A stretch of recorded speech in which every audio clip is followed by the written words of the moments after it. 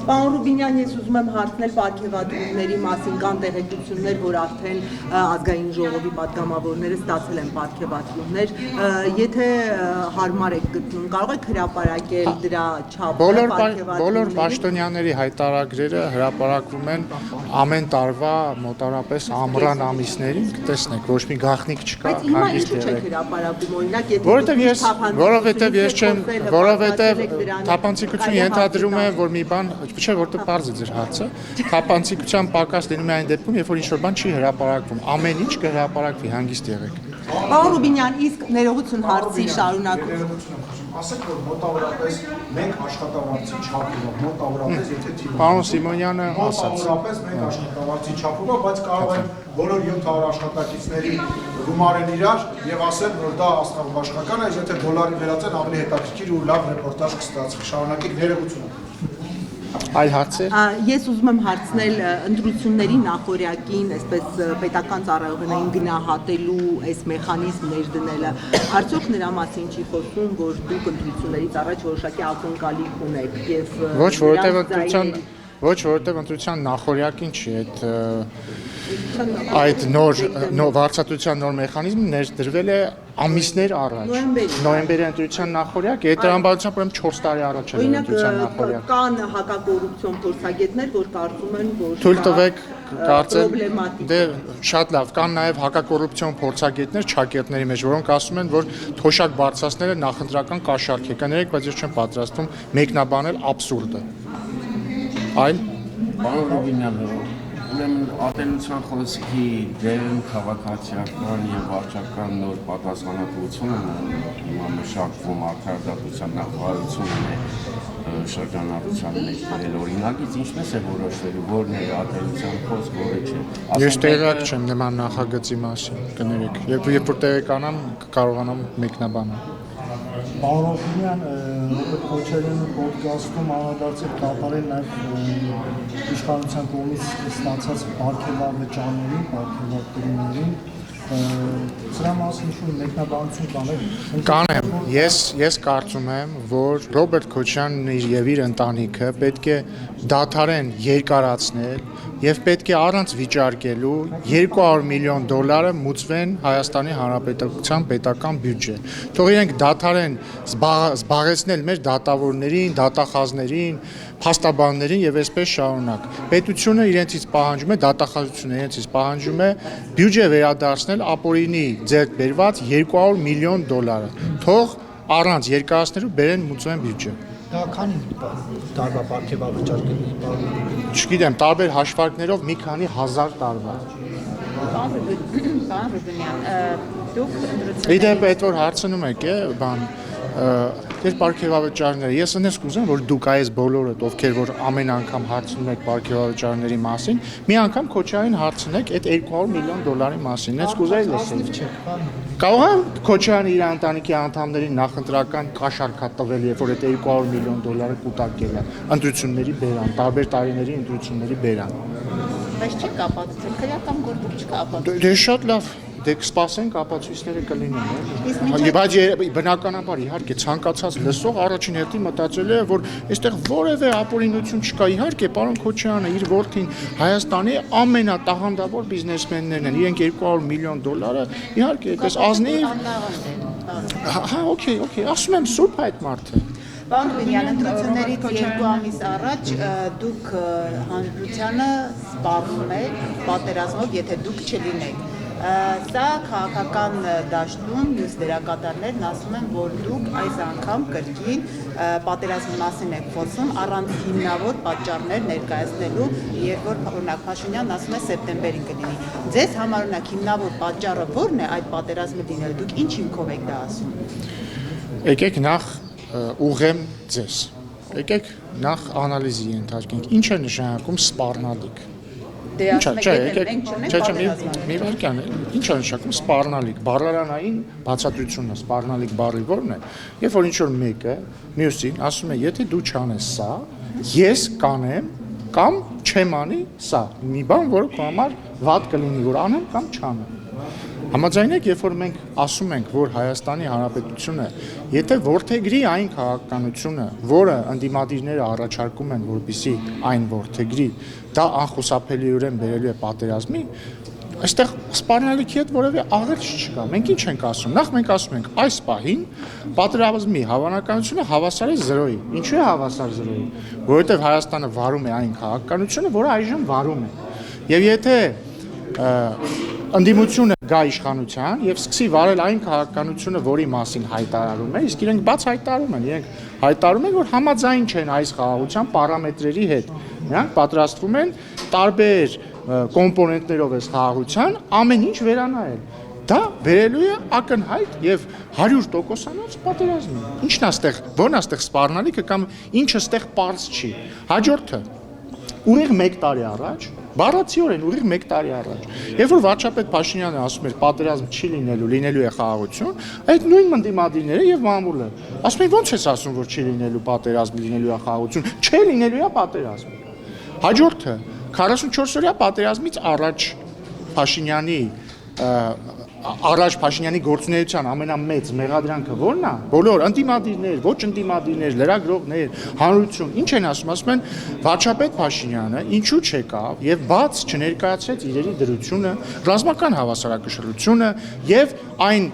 ուղղությունը, որով գնում է մեր երկիրը եւ պատերազմի ռիսկը։ Հիմա այդ նույն ասողները ասում են ինչի է Փաշինյանը բացատրում, որ եթե Հայաստանը որդեգրի ընդդիմության առաջարկած քաղաքականությունը, դա բերելու է պատերազմի։ Հետևաբար խոսքը բացարձակապես ոչ շանտաժի, ոչ սպառնալիքի մասին չէ, խոսքը հետևյալի մասին է։ Հունիսի 7-ին մեր քաղաքացիները ունենալու են ընտրություն ոչ միայն կուսակցությունների միջև, այլ այն քաղաքականությունների միջև, որ առաջարկում են ուժերը։ Քաղաքացիական պայմանագիրը առաջարկում է պահել այս խաղաղությունը, ոչ թե նոր բան անել, այլ հակառակը նոր բան չանել, պահել այս խաղաղությունը։ Իշխանություն, ընդդիմությունը, Քոչարյանի ուժը, ռուսաստանցի օլիգարխի ուժը, բելարուսամետ օլիգարխի ուժը, իրենք առաջարկում են վերանայել այս խաղաղությունը։ Եվ ես ամենայն պատասխանատվությամբ ասում եմ, որ եթե իրենք գան իշխանության, եւ եթե անեն այն, ինչ խոստանում են անել, այն է վերանայել, ռևիզիայի ենթարկել այս խաղաղությունը իր բոլոր կոմպոնենտներով։ Խաղաղության պայմանագիրը, Վաշինգտոնյան հռչակագիրը, TRIP-ի մասին համաձայնությունը, սահմանազատման կանոնակարգը եւ այլն, շարունակել Ղարաբաղյան հակամարտությունը եւ այսպես շարունակ։ Դա բերելու է պատերազմի։ Եթե վերանայեն։ Որտեղ ակնհայտ է դա։ Եթե հիմա ինչի կա խաղաղություն, գիտեք։ Ինչի կա օրինակ հիմա խաղաղություն։ Ինչի ընդդիմադիրները ասում են, որ դուք զիջումների եք անում դրա պատճառով։ Չէ, ինչ զիջում, հիմա ասում եմ, ասենք վերջին 2 տարվա մեջ մեր սահմաններին կա 0 զոհ հակառակորդի կրակոցից։ Օգոստոսի 8-ի հռչակագրից հետո չի լսվել որևէ կրակոց, որևէ սահմանամերձ բնակավայրում։ Օգոստոսի 8-ից հետո մեր երկաթգծերը մասնակիորեն ապաշրջափակվել են Ադրբեջանի տարածքով երկաթգծով բան են ստացել, ցորեն են ստացել։ Հիմա հարց. ինչի է հնարավոր դարձել այս ամենը, որովհետև Հայաստանն ու Ադրբեջանը Վաշինգտոնում ստորագրել են հռչակագիր խաղաղության մասին։ Հիմա հռչակագիր խաղաղության մասին։ Հիմա եթե մենք ասում ենք նկատի ունենք Հայաստանը, եթե Հայաստանը հավատարիմ է մնում խաղաղության հռչակագրին եւ խաղաղության ճարտարապետության, բայց որևէ ընդդիմադիր բաղադրության ասել է, որ պիտի վերանայի այո, հրաժարվի դրանից, որ մեկը, որովհետեւ երբ որ Ռոբերտ Քոչարյանը ասում է, որ երբ որ Հայաստանը պարփակվում է իր 29743 կիլոմետր քառակուսու մեջ, դա վատ է, որովհետեւ մեզ ոչ ոք որպես գործոն չի ընդունել, դա նշանակում է ուղիղ վիճարկել Հայաստանի եւ Ադրբեջանի միջև միմյանց տարածքային ամբողջականությունը ճանաչելու միջև վերաբերել պայմանավորվածություն կամ ներողություն, ինչ ուղղություն, որ ուղղությունը ուզում լինի,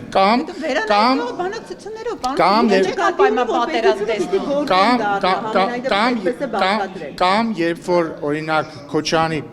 խմբակցությունից պատգամավորը ասում է Արարատը մերն է, Դադիբվանքը մերն է, դա նույնն է ինչ վիճարկել Հայաստանի եւ Ադրբեջանի միջև միմյանց տարածքային ամբողջականության փոխադարձ ասել է ուղիղ մերն է։ Հաջորդը ասել է մերն է, ասել է մերն է, ես իմ ականջով դա լսեմ, հաջորդը, երբ որ նրանք ասում են, որ TRIP-ի մեջ պետք է ներառել նոր կողմերի, երաշխավոր չէ, նոր կողմերի, դա նույնն է ինչ ասել, որ TRIP-ը չի լինելու, որովհետև TRIP-ը հայ-ամերիկյան բիզնես նախագիծ է, դու չես կարող պայմանավորվել, որ Այս ինչի հետ բիզնես նախագիծ ես անում, հետո երբ որ գա իմպլեմենտացիայի փուլը, ասես գիտես ինչ կա, եւս 5 կողմ ենք ներառելու, 5 կողմ, որոնց դու ատում ես, եւ որոնք ատում են քեզ, եւ որոնց հետ դու կանհամետեղելի ես։ Կամ երբ որ Արծիկ Մինասյանը, որը հենց հիմա ելույթ է ունենում, իմ այդ բանավեճում ասում է համանազատման սկզբունք չի կարող լինել Ալմա-Աթայի հռչակագիրը, այլ սկզբունքները պետք է լինեն այլ տարրեր, այդ թվում դեմոգրաֆիականը, դա նշանակում է վիճարկել խորհրդային միության փլուզման պահին առկա սահմանները Հայաստանի եւ Ադրբեջանի միջեւ։ Կամ երբ որ նույն Արծվիկ Մինասյանը ասում է, որ խորհրդային Հայաստանի սահմանները անարդար սահմաններ են, նշանակում է ասում է ես այս սահմանների հետ համաձայն չեմ։ Եվ հետեւաբար այսին բոլոր կամ երբ որ ասում են Ղարաբաղի հարցը փակված չէ, դա նշանակում է նույն էլի կրկնում էլի Արծվիկ Մինասյանը։ Ասում է Ղարաբաղյան հակամարտությունը չի կարող ավարտված լինել։ Հիմա այս ամեն ինչ որ դնում ենք մի կողմ, եթե իրենք անեն այն ինչ իրենք հայտարարում են, այսինքն վիճարկեն սահմանազատման սկզբունքները, միմյանց տարածքային ամբողջականության ճանաչման սկզբունքները, այնտեղ էլ ինչ կա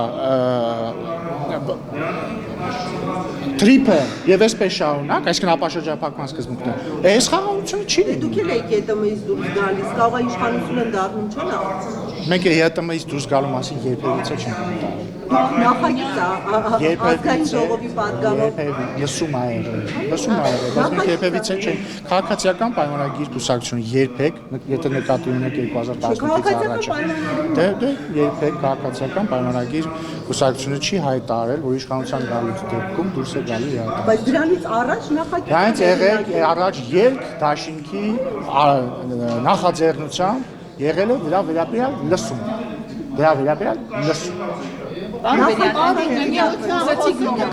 Նախագիծ ինչ ԵՏՄ-ից դուրս գալու մասին։ Ելքն է բերել Նիկոլ Փաշինյանը։ Իարետ կստուդեն։ Նիկոլ Փաշինյանը Իարետ կստուդեն։ Մարուկյանի հետ կռվում էին, թե ով պետք է ներկայացնի։ Վերադառնալով պարոն Կստուգեն։ Ես խոստանում եմ, այս բանից հետո կստուգեն։ Խոստում արած հայտարարություններին Ում ներողություն։ Ռոբերտ Քոչյանի։ Շատ կարևոր մի դետալ բաց թողեցիք։ Նա ասում է, որ ձեր վերած խաղաղությունը առանց երաշխավորների խաղաղություն է, եւ երբ որ իրենք կան իշխանության, իրենք երաշխավորի ինստիտուտն են ներմուծելու, որը կերաշխավորի խաղաղության հարատևությունը։ Իսկ ձեր վերած խաղաղությունը ընդհանրապես մեկ մարդու կամքից, այն է Ադրբեջանի նախագահի կամքից կախված խաղաղություն։ Ես ուզում եմ հիշեցնել, որ այն երաշխավորը, որին ուզում է ներմուծել Ռոբերտ Քոչյանը, եւ իրականում Ռոբերտ Քոչյանն էլ ներմուծել է այդ երաշխավորը, երբ որ երաշխավորում էր նոյեմբերի 9-ի հայտարարության գործունեությունը, դա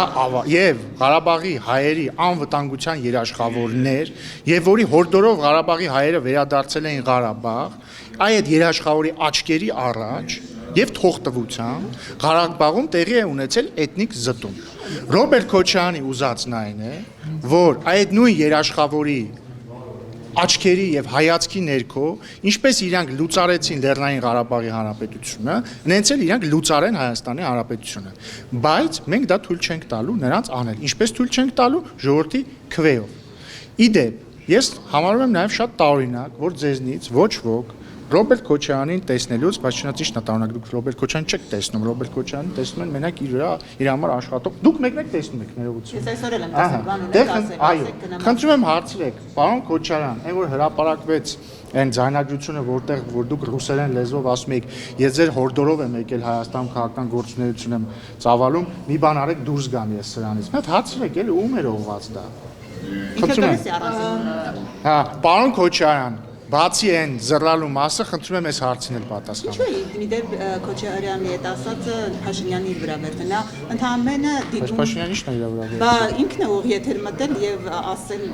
հակադարձել, այո, դրա։ Ի՞նչն է հակադարձել, մարդուն առաջարկել է ստուգել մի հատ էշի զռլոցը բերում է դիտումներ, թե չի դերում, բայց ասում եմ, եթե չի ուզում այս զռլոցի մասին անդրադառնալ, խնդրում եմ, թող մարդը պարզաբանի, ում էր ինքը ռուսերեն լեզվով ասում ձեր հրահորդորով ենթադրաբար եթե ռուսերեն էր խոսում, ուրեմն զրուցակիցը հայերեն չգիտի, էլի, ինչը մեծագույն կասկած առաջացնում, որ զրուցակիցը Հայաստանի քաղաքացի չի եւ ազդեցություն ունի իր վրա։ Ում էր ասում, որ ես ձեր հորդորով մտել եմ քաղաքականություն Հայաստան, ով է ուղարկել Քոչյանին Հայաստան։ Իդեպ գաղտնիք չէ, որ մինչև 2018 թվականը Քոչյանը Հայաստանում չէր, եթե ես ճիշտ գիտեմ։ Ամենայն դեպս կյանքի մի մասը չէր անցկացնում Հայաստանում։ Ո՞վ է իրան հորդորել գա մտնի քաղաքականություն։ Սա հետաքրքիր հարց չի ձեր համար։ Դուք բոլորդ ինքնիշխանության պաշտպաններ եք, չէ՞։ Ազատության ռադիոկայանը հետաքրքիր չի սա։ Իսկ թվում է պետք է հետաքրքիր լինի։ Քոչարին ո՞վ է ուղարկել Հայաստան։ Կարող է նույն մարդն է ուղարկել, ով որ ռուսաստանցի օլիգարխին է ուղարկել Հայաստան։ Կարող է նույն մարդն է ուղարկել Հայաստան, որ Վան Բելարուսամետ օլիգարխին է ասել մի հատ հիմա ժամանակն է նորից դու մտնես ընտրապայքարի մեջ։ Կարող է այդ բոլորը նույն մարդն արել կամ նույն մարդիկ կամ նույն ուժը կամ նույն երկիրը։ Կարող է այդ նույն երկիրն է պոտենցիալ երաշխավորը բաների։ Կարող է Հայաստանի Հանրապետության լուծարման երաշխավորը այն նույն մարդն է, ով որ Քոչարյանին հորդորել է մտնել քաղաքականություն։ Ինչու ուղիղ չեք խոսում, որ երկրի մասին է խոսում։ Դե չգիտեմ։ Չէ, բայց պիտի Որևէ վերսիա, եթե անկեղծ լինեմ, որևէ վերսիա չունեմ, փորձեք բարձր։ Չէ, պիտի դուք ասեք, որտեղ դուք եք։ Ասում եմ, ես վերսիա չունեմ, բայց ես վերսիա չունեմ, բայց ես վստահ եմ, որ դուք լրագրողները լինելով չափազանց անաչառ, անկախ, նույնիսկ Արմատ մեդիան չեք զլանա եւ ճշմարտությունը կգտնեք։ Պարոն Ռուբինյան, բայց Քոչարյանը այդ գործի շրջանակներում չեկավ, որովհետև ոնց որ հայտարարեց 18, այդ որ քրգործ հարուցվեց իր հետ կապված 2018 թվականի գալը չեք ասում։ Դա գործ հարուցվեց, ինքն էլ ասաց, ես փախնելու տեղ չունեմ, ամենայն դեպս երկրի մեջային տված հայտարարությունում այդ ինքը արդեն մտել էր քաղաքականություն։ Դրա համար է։ Ինքը մտին հեղափոխության օրերին չեք հիշում, ասում էր իշխանությունը ճամպրուկ չի,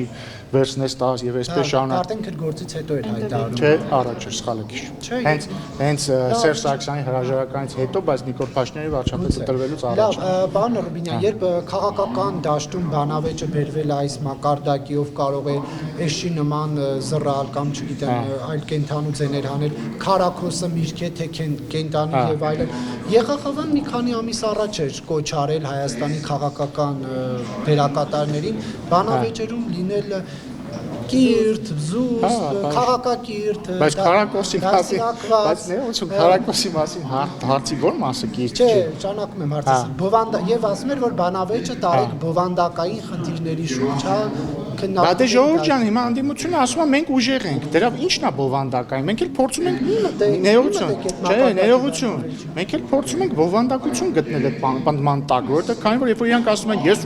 ես ուժեղ եմ, կոպիտ ասած բիլակներն են ցնցում, ուզում ենք հասկանանք այդ պնդման տակ ինչ է դրած, ինչի են ուժեղ են, որովհետև խելացի են, որովհետև անկախ են, ինչով են ուժեղ, օրինակ, չգիտեմ, ռուսաստանցի օլիգարխի մասին ինքն էլ չի ասում, ես ուժեղ եմ, որտեղ ինքը չի խոսում, վախենում է խոսա։ Երբ որ իր բարեկամները ասում են հոպարը ուժեղ է, հəլավ չհասկանանք ինչով է ուժեղ հոպարը։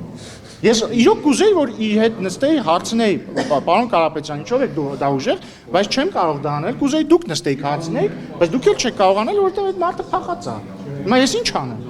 Նույնիսկ Քոչարյան ասում է, ուժեղ եմ, ուզում ենք հասկանանք ինչով է ուժեղ։ Ուժեղ բանակցող է պարոն Ռուբինյան։ Ինչով այդ ոնց է այդպես ուժեղ։ Ժողովուրդ ջան, լավ էլի, ախր իր օրը լսեք, այդ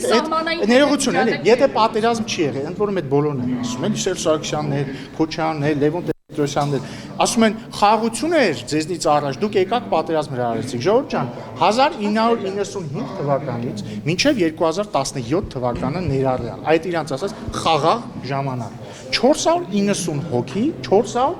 հոգի առաջնագծում սպանվել է հակառակորդի կրակոցից։ Դրա ի՞նչն է խաղաղություն։ Ի՞նչն է դրա խաղաղություն, բացատրեք ինձ։ Օրինակ հիմա անդիմադիրները պնդում են, որ սա խաղաղություն չի։ Հիմա օրինակ 2025-26 թվականները նրանք անվանում են սա խաղաղություն չի։ 2025 եւ 2026 թվականներին հակառակորդի կրակոցից սպանվել է 0 զինվոր։ Իրենց իշխանության տարիներին, տեսեք, ես չեմ ասում եմ, որ մեր օրոք զոհ չի եղել, մեր օրոք պատերազմ ա եղել, 44-օրյա պատերազմ ա եղել եւ այլն։ Ես խոսում եմ 24 թվականի փետրվարից սկսած, այն շրջանը, որ մենք ասում ենք խաղաղություն է, իրանք ասում են խաղաղություն չի։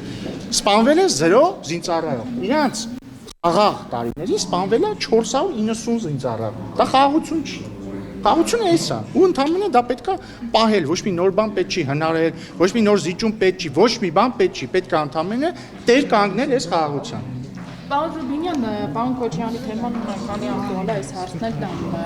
Իր վերջին ոդքասթում երկրորդ նախագահն ասում է, որ եթե իրենք 21 թվականին թվականին այն իշխանության, այսինքն Հայաստան դաշինքը ստանձնել երկրի կառավարումը, Արցախը այսօր Իրենք 2022 թվականին չէին գնա Պրահայում այդ անհեթեթ հայտարարությունը չէին ստորագրի, որով նրա ձևակերպմամբ ամբողջ կոնֆիգուրացիան փոխվեց։ Խնդրում եմ ասել, ինչ կոնֆիգուրացիա եք փոխել Պրահայի հայտարարությամբ։ Ոչ մի, բայց նրանք իշխանության եկել են Ղարաբաղում 2023 թվականի սեպտեմբերին եւ նրանց իշխանության գալուց 10 օր հետո նրանք լուծարեն Լեռնային Ղարաբաղի Հանրապետությունը։ Մենք հիմա էլ թույլ չենք տալու, որ իրանք իշխանության գան Հայաստանում եւ դրանից 10 օր հետո լուծարեն Հայաստանի Հանրապետությունը։ Իսկ լուծարման պլանը պարզ է եւ սևով սպիտակի վրա գրված եւ նկարագրված է Դաշնակցության տխրահարչակ 004 շրջաբերականի մեջ։ Ինչա այնտեղ գրված է, որ արդի աշխարհի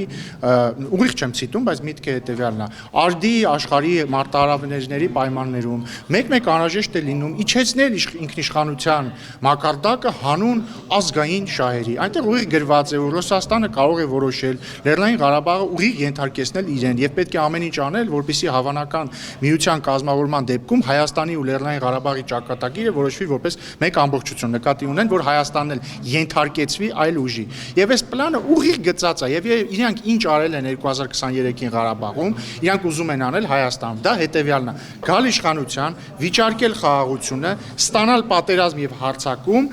ու այնպես անել, որպեսզի երաշխավորը գա, իրանք հանձնվեն երաշխավորին, Հայաստանի Հանրապետությունը փագեն, մտցնեն այլ պետության կազմ։ Ժողովուրդը դա թույլ չի տալու եւ ես վստահ եմ, որ հունիսի 7-ին ճիշտ ընտրություն է կատարելու։ Իսկ հավատում եք, Պարոբինյան, որ Ռոբերտ Քոչյանը կարող է կյանքի կոչել իր իդեալներից մեկը, օրինակ, Ղարաբաղցիների վերադարձը Ղարաբաղ։ Եվ ինչ կարգավիճակում ձեր դիտարկմամբ պետք է տեղի ունենա Ղարաբաղ։ Սա նախընտրական բլեֆ է, թե իսկ Բայց Ռոբերտ Քոչյանը իսկ ինքը չի հավատում, բայց այստեղ միտքը դա չի։ Բայց դե երբ որ ասում եմ նրանք վիճարկում են խաղաղությունը, նաև սա նկատի ունեն։ Մենք ինչ ենք ասում ենք Ժողովուրդ ջան, վերջապես հասել ենք մի հանգրվանի, երբ որ կարող ենք հակամարտությունը համարել փակված։ Այսքան զոհերից հետո, պատերազմի վախից, չգիտեմ, բախումներից հետո մենք հակամարտության փուլը կարող ենք համարել փակված։ Իրանք ասում են, չէ,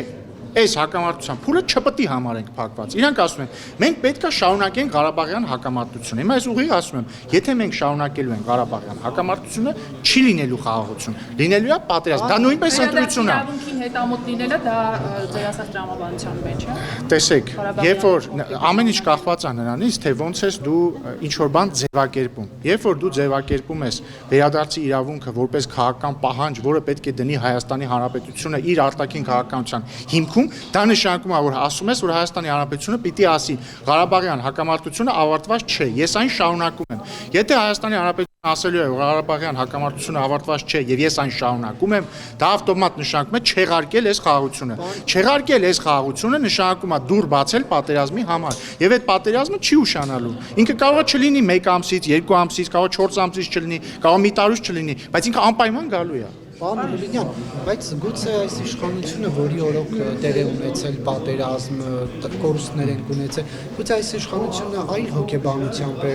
առկա խնդիրներին մոտենում, իսկ մյուսները, որ այդ ամենի միջով չեն անցել, լրիվ այլ դիրքերից են կարողանում հարցին մոտենալ, չեք կարծում, որ սա է հենց բայց մյուսների դիրքից մեր երկիրը մոտեցել է, չէ՞ հարցին 3 տասնամյակ։ Այսինքն ինչ ուզում եք ասել, որ պատերազմը 44 օրյա, ասես մեկ օրում սկսեց, հա։ Դա 30 տարվա քաղաքականության արգասիքն էր, չէ՞ որ բերեց եկավ այդ։ Հիմա մենք ինչ ենք շատ լավ, առավել եւս, ով ավելի լավ գիտի, թե որն է պատերազմի ռիսկը։ Բախորած եք գուցե դուք մոտենում, չգիտեմ այդ բառը ճիշտ եմ ասում, թե չէ, բայց գուցե sense կաշտկանված եք դուք խնդիրներին մոտենում։ Իսկ գուցե այդ բառը, որը դուք փնտրում եք, պատասխանատուն են, գուցե մենք պատասխանատու ենք մոտենում, գուցե մենք հասկանում ենք, որ պետք է չգնալ այն ճանապարհով, որը ակնհայտորեն տանում է պատերազմի, բայց ավարտելով էլի ամենակարևոր միտքը ո՞րն է։ Ես կրկին ուզում եմ հիշել 44 օրյա պատերազմը, Ժորժ ջան, մի ամբողջ ժողովուրդ, այդ թվում մեր ընտրողները, այդ թվում ինքներս մենք մեղադրել ենք, որ մինչև պատերազմը չենք խոսել մարդկանց, նախ ինքներս չենք գիտակցել դա, դրանից հետո չենք խոսել մարդկանց հետ, չենք բացատրել պատերազմի ռիսկը, հավանականությունը, ուժերի հարաբերակցությունը, թեկուզ դառը ճշմարտությունը չենք ասել։ Այս սրանից հետո, երբ որ վերջապես մենք ասել ենք խաղաղության, ու երբ որ մենք զգուշացնում ենք, որ այս խաղաղության ուղուց շեղվելը տանում է դեպի պատերազմ, ասում են ինչ եք շանտաժանում։ Շանտաժ չենք անում, Ժողովուրդ ջան, բոլորդ ասում եմ ձեզ ամենայն պատասխանությամբ, բոլորդ ազատ եք ընտրել ընդդիմությանը։ Ուղղակի խնդրում եմ գիտակցել, որ եթե ընդդիմությունը Սիրած Գյումրի երկու սցենարը իրականանա, մենք ստանալու ենք պատերազմ, իսկ եթե 44-օրյա պատերազմից առաջ գանք եւ ասենք Ժողովուրդ ջան, հիմա իրավիճակը տանում է անխուսափելի պատերազմի, դուք ինձ ասելու եք, դուք վախեցնում եք հասարակությանը։ Ասելու եք թե չէ, իվարկան, ասելու եք կար ընտրություն, գնալ զիջումների թե չէ օրինակ։ Հա, չէ, բայց ինչ եք ասելու։ Եթե դուք բացատրեիք, թե հասարակությունը որոշեր ինչ ասել։ Դե բա հիմա էլ եմ բացատրում եւ գուցե նախընտրական շրջան, սա շատ կարևոր դետալ է։ Բա դուք ընտրությունն եք որոշում եք թվեր ստանալ։ Խնդիրը ոչ թե ընտրության մեջ է ինքնին, այլ խնդիրը քաղաքական ընտրության մեջ է։ Եվ ինչպես 2020 թվականին կար քաղաքական ընտրություն, ինչպես ասենք, չգիտեմ, 98 թվականին կար քաղաքական ընտրություն, ինչպես 21 թվականին կար քաղաքական ընտրություն, այնպես էլ հիմա կա քաղաքական ընտրություն։ Ամեն ինչ ընտրություն է, ինչպես է Հայաստանը շարունակելու պահել իրեն։ Եվ մի վարքյան,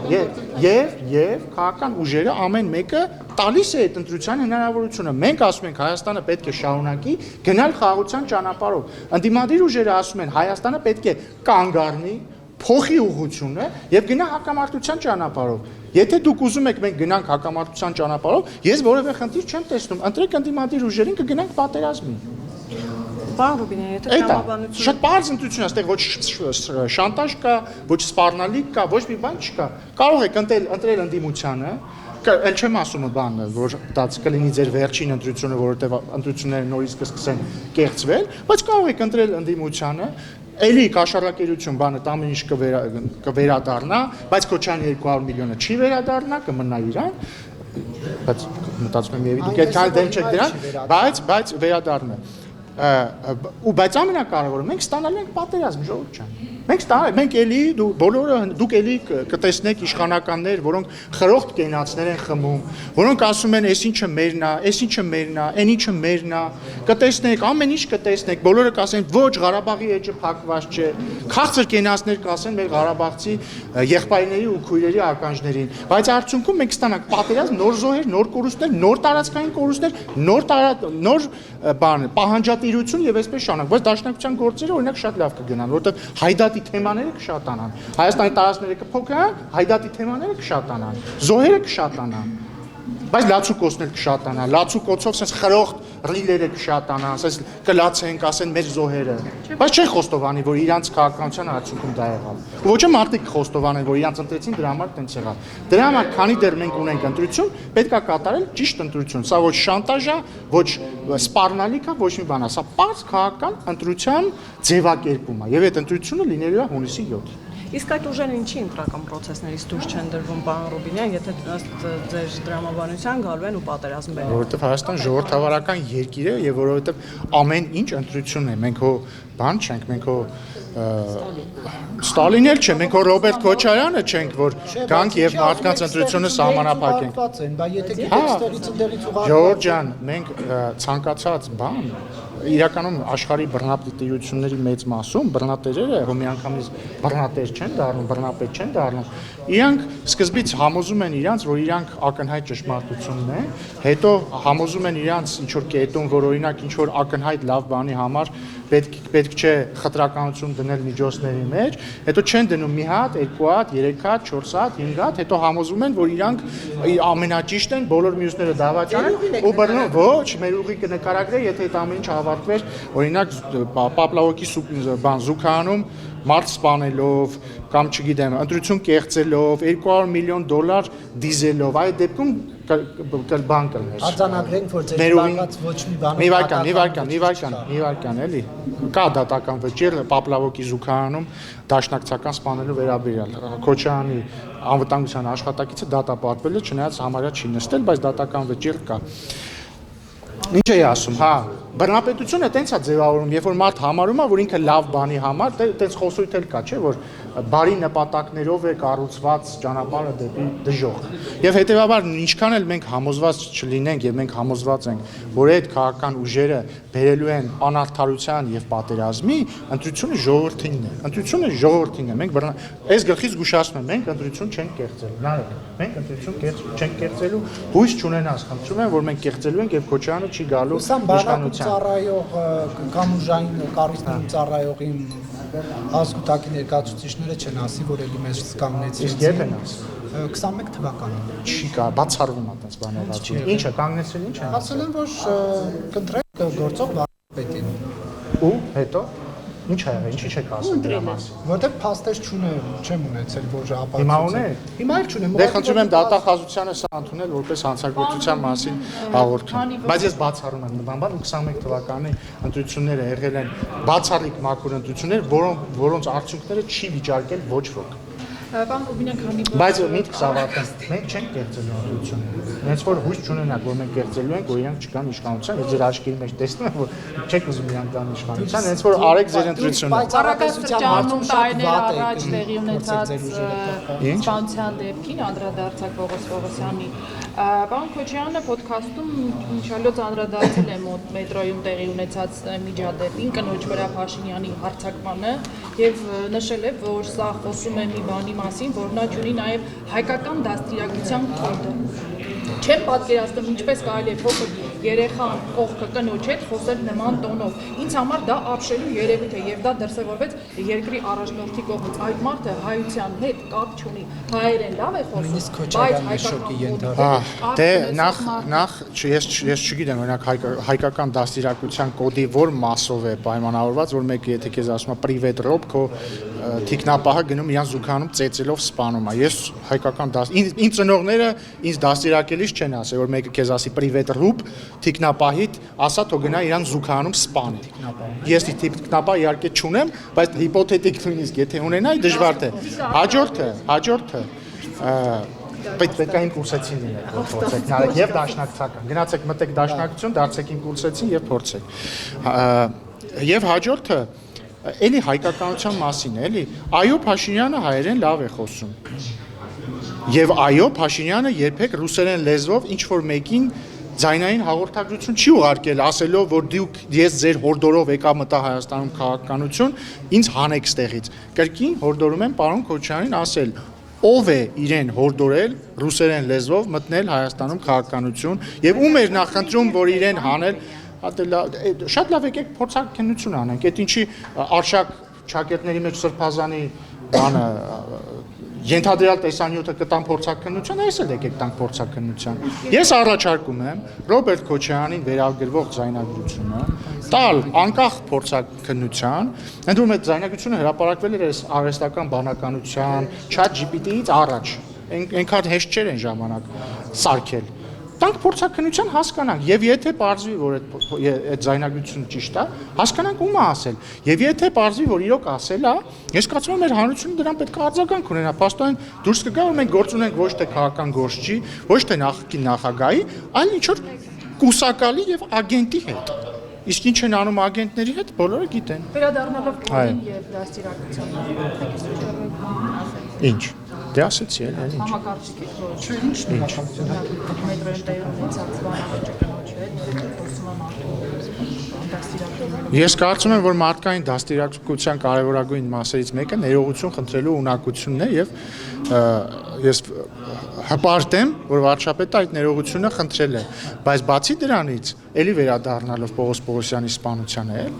ոչ միայն Քոչարյանի թիկնապահը սպանել է իրեն պրիվետ ռոբ ասած դաշնակցականին, այլ նաև ինքը դրանից հետո ոչ միայն ներողություն չի խնդրել ընդհանրապես դրա համար։ Մի հատ հայտնի տեսանյութ կա, որտեղ ասում է, այդ մարդը եթե կենթանի լիներ, ես իրան երկու բան կասեի։ Այնպես որ դաստիարակության մասին ով ինչ խոսա։ Բոլոր թիմակիցները դուք շարունակ սկսում եք ճեպազրույցը, ավարտում եք ճեպազրույցը Ռոբերտ Քոչարյանը։ Դե բայց ի՞նչ մեղք կա։ Թվում է թե շատ եք վախենում։ Դե ժողովուրդ ջան, ախր եկեք ճիշտը խոսանք, էլի, նայեք։ Այս ձերը չի, բայց ձերը News AM, հասկացան, ձերը News AM-ն է, այստեղ, այս ինչ է, այս Armenia Today-ն է, այս չէ, Սերժականն է։ H2-ը հիմա ստեղ չի, բայց նոր ստեղ էր։ Այսինքն ես ինչ մեղք ունեմ, ես ինչ մեղք ունեմ, որ այս լրատվամիջոցների մեծ մասը, մի մասը պատկանում է Քոչարյանի հետ կապ ունեցող ուժերի, բացատրում եմ ինչ ենք խոսում։ Հա, մի մասը Քոչարյանի հետ կապ ունեցող լրատվամիջոցներն եւ իր շրջանակներից ֆինանսավոր, մի մասը Սերժ Սարգսյանի, մի մասը ռուսաստանցի օլիգարխի, հենա նստած է, ռուսաստանցի օլիգարխի մերձավորների կողմից ֆինանսավորվող, մի հատ նայեք, Արմատ մեդիա, ռուսաստանցի օլիգարխի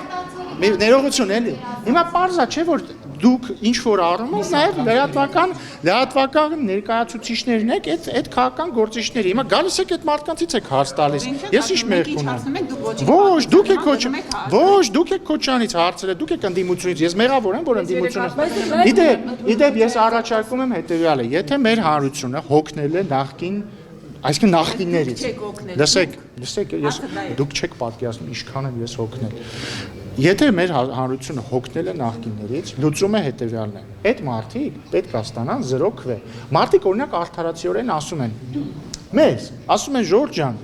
բանա, ինչ հետաքրքիր է, այս ընդդիմությունը գալիս է ինչից խոսա, թեկուզ օբյեկտիվ խնդիրներից։ Ֆռում ասում եք, բա դուք այդ թալանչիներ։ Ասում են, սենց արդար չի ու ճիշտ են ասում, որովհետև դե հա, օբյեկտիվորեն դժվար է մեկը ասենք եկել է իր խմբակցության կեսը ապօրինի գույքի բռնագանձման տակ է, իրանց խմբակցության չէ, իրանց ուժի ղեկավարը 200 միլիոն դոլար է իրանց պահանջում դատախազությունը, գալիս ինչ որ բան են ասում։ Բայց մյուս կողմից, այո, դա սպանում է քաղաքականությունը, սպանում է բովանդակային զրույցը, բայց մարդիկ պետք է հասկանան, որ մենք չենք, չէ՞ Քոչարյանին ընտրել, որպեսզի գա այստեղ խմբակցություն ունենա։ Սերժ Սարգսյանի ֆրակցիան մենք չենք, չէ՞ ընտրել, մարդիկ են ընտրել։ Հիմա որպեսզի հաջորդ շրջափուլը 26-ից հետո չդառնա մոտարապես նույնը, երբ որ կլինի, ասենք, մի քանի խմբակցություն, մեկը Քոչարյանի էլի տակ, մյուսը ռուսաստանցի օլիգարխի, մյուսի կամ չգիտեմ, այլ օլիգարխի։ Պետք է այդ մարդկանց տալ 0 ձայն, պետք է ընտրել այն մարդկանց, ովքեր օրինակ նախ իրանք շահերի կենտրոնը Հայաստանում է, իրանք այլ երկրներ ինչ որ ձայնագրություններ չեն ուղարկում, ասում դուք եք ինձ հորդորել մտնեք քաղաքականություն։ Պետք է մտնել մարդիկ, ում կապիտալն է Հայաստանում, ովքեր Հայաստանի քաղաքացի են, որտեղ դեսամարտությամբ Հայաստանի քաղաքացիները կարող են ընտրվել։ Պետք է ընտրել մարդիկ, ովքեր չեն վախենում խոսել։ Օրինակ ռուսաստանցի օլիգարխը վախենում է խոսել։ Հասկանում եք, այդ մարդը վախենում է խոսել։ Ես ունեմ ենթադրություններ, իդեպ մի առաջարկ ունեմ։ Եթե ինքը վախենում է խոսել, որովհետև հայերեն նորմալ խոսել չգիտի, ես կարծում եմ բոլորիս համար ընդունելի կլինի, կամ ձեր համար չգիտեմ, իմ համար ես պատրաստ եմ այդ զողողությանը։ Թող ռուսերեն խոսի։ Եթե պարզվի, որ ինքը ռուսերեն էլ նորմալ չի կարողանում խոսի, այդ դեպքում չգիտեմ։ Այդ կներեք, բայց այդ